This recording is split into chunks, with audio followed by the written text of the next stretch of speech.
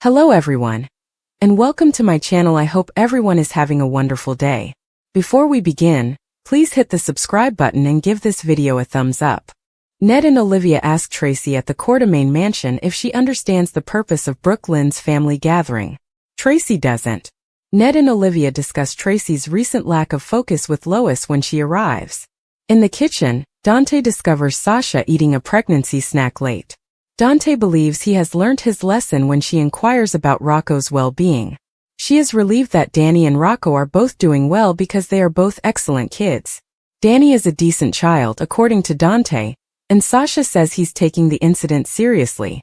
Although he is a bit too much like Jason for his own good, Dante adores Danny. Jason and Brooklyn return to the living room. As Brooklyn talks about how tense things have been around here and how Gio and Danny have been berating themselves for what happened, Gio listens from the hallway. Brooklyn urges everyone to make an effort to move on. Abruptly, Gio interrupts. He apologizes to everyone once more for his mistake. Although he can't undo what happened due to his poor judgment, he will make a concerted effort to earn back their trust. Lois goes with him as he leaves. Gio tells Lois in the foyer that she and Brooklyn must quit defending him. He is aware that she and the others raised him when his mother passed away, but he is no longer a young child and is capable of supporting himself. Additionally, he is aware that Dante dislikes him and that this will not alter. Gio impressed Ned back in the living room. Brooklyn hopes she didn't make matters worse for the child when Jason leaves. Gio demonstrated his ability to speak for himself, while Olivia claims she has a huge heart. Dante informs Sasha in the kitchen that although Jason loves his children, he simply isn't very helpful when it comes to disciplining them. Danny isn't receiving the boundaries he needs now that Sam is gone. Jason must now take the initiative. Did I miss something? Wonders Jason as he enters. A woman knocks on the rear door, gives Sasha papers, and Dante makes himself scarce. She fears that Rick might be aware of the truth about her child's father, and is being called to testify in Willow and Michael's custody court. That seems unlikely to Jason, so Sasha queries why Rick is phoning. Given that she lives and works here, he speculates that Rick might believe she knows anything that would harm Michael's reputation. Michael would never be thrown under the bus by Sasha. She finally relaxes and admits that Rick cannot possibly know this is Michael's child. Ned, Olivia, Tracy, and Brooklyn are still conversing when Dante enters the living room. Everyone agrees that he is being too harsh on Gio, and he has been informed that he missed a family meeting. Olivia reminds him that he wasn't perfect when he was younger, and that she had to correct him by sending him to camp. That's correct, says Dante. She took action on his behalf, something that no one is doing for Gio these days. They're not acting, they're just chatting. Brooklyn accuses Dante of needing strong love at the time since he idolized a crook, but Gio doesn't because he's a wonderful kid. Dante doesn't agree. Although he believes Gio made a mistake, he did not intend to harm Rocco. Brooklyn will understand when she has children, Dante assures her. Parenting alters your perspective. Gio questions Lois' assertion that Dante needs time to calm down when they are back in the foyer. He's probably trashing him to Olivia right now because he can hear him in the living room. They don't need to be buddies, he claims. Olivia tells Gio she has something to convey to him as she leaves. She is proud of him and promises that her irascible son will change his ways. She believes that Dante simply recognizes a lot of himself in Gio. Cody questions how Brooklyn could be silent about Gio being her son, while watching him grow up in the stables. Lulu claims to know Brooklyn, who is very good at lying, and that she may have kept Gio near because she believes she and Dante may reconcile. Brooklyn went on tour with her mother to conceal her pregnancy, and she is certain Camilla was never pregnant. Lulu learns that Camilla purportedly gave birth in New Zealand while touring with a quartet. She wasn't even close to Los Angeles. They both start looking up information about the quartet online. Regretfully, the quartet's manager and another member have both passed away. Lulu promises to phone as many people as possible and say she's working on an article about them. She waits for a call after leaving a few messages. Unexpectedly, Margaret, the cellist for the quartet, calls Lulu back. She explains that they had to cancel the trip since Camilla abruptly left them in May 2003. Lulu inquires as to whether her pregnancy was difficult. Lulu is informed by the woman that Camilla was not pregnant. Shortly after the call, Margaret sends Lulu a picture from the tour of herself and Camilla in New Zealand, looking extremely unpregnant.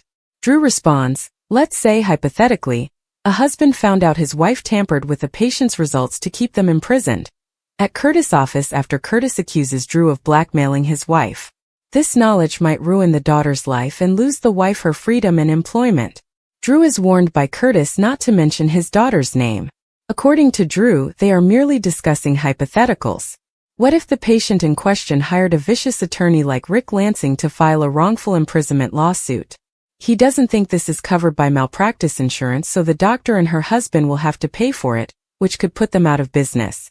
Curtis claims that his fictitious blackmail is useless since nothing can remove the pictures and videos of Drew all over that prostitute. Since his reputation is damaged, no one will believe him. Drew believes he has everything under control and that he could have proof in theory. Drew says he hopes Aurora will vote in favor of Measure C and back Ezra for mayor. Drew leaves, leaving Curtis in a rage. Curtis later plays back a recording he made of Drew describing his fictitious situation. In the meantime, Drew gives Mac a call to let him know he knows who drugged him and has more memories of that evening. The text says, get the General Hospital newsletter from Soaps. Subscribe to receive daily recaps, spoilers, exclusive interviews, and breaking news alerts delivered directly to your inbox. https://cloud emailed@soaps.com/signup. Sonny offers to postpone the hearing at the rehearsal area, but she declines. She claims she's tired of this looming over her, and Rick Lansing, her new attorney, believes she can prevail. Willow claims that Michael wants complete custody, but Sonny still believes she should wait for him to get home. Since he informed him so, Sonny maintains that he doesn't. Michael informed him this before to his burning, Sonny explains. Since she flew to Germany and he wouldn't be able to visit her, Willow believes he has changed his mind. That doesn't sound like Michael, according to Sonny. He is aware that Michael would never choose to subject his children to the same ordeal that he endured during his separation with Carly. He implores her to request a postponement until Michael gets home and is able to make his own decisions. When Nina inquires about the custody hearing at Carly's, Carly acknowledges that she was the one who initiated it. Nina believed that they were in agreement on removing Willow and the children from Drew. Carly urges her to awaken, stating that she must safeguard her grandkids because Willow will never abandon Drew. She is reminded by Nina that they are also her grandchildren. Carly asserts that she has had enough time, and that she must take action to safeguard her grandchildren, while Nina claims she simply needs a little more time. Nina inquires as to how long she has been organizing this and questions whether their collaboration was merely an attempt to divert her attention. They argue back and forth, with Nina claiming that, like any mother, she simply has her daughter's best interests in mind. This demonstrates that she is not and never will be a mother, Carly says Nina. Nina claims to be an excellent mother. She should quit treating Willow like a friend, Carly yells at her. Willow may be upset and wounded by the reality, but she will move past it. A decent mother puts her child's happiness ahead of her own. Carly has never given up anything for anyone, Nina chuckles. Carly tells Nina that Willow should be grateful that she wasn't raised by Nina, since she would have been an even worse mother than she is now. According to Nina, Willow is a better mother than Carly and an exceptional one. Carly claims that Willow doesn't deserve those children, or to be a mother, since she is too blind to recognize the truth about Drew. Carly hits Nina back after Nina slaps her. Grabbing each other, they fall off the couch and onto the floor. When Joss gets home, she asks Carly whether she's alright after removing Nina from her mother. Carly tells Nina to go after stating that she is.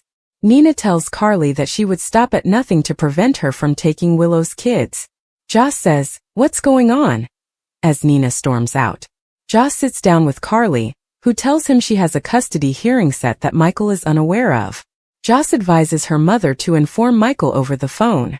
Carly does not want Michael to return home too soon after his recuperation.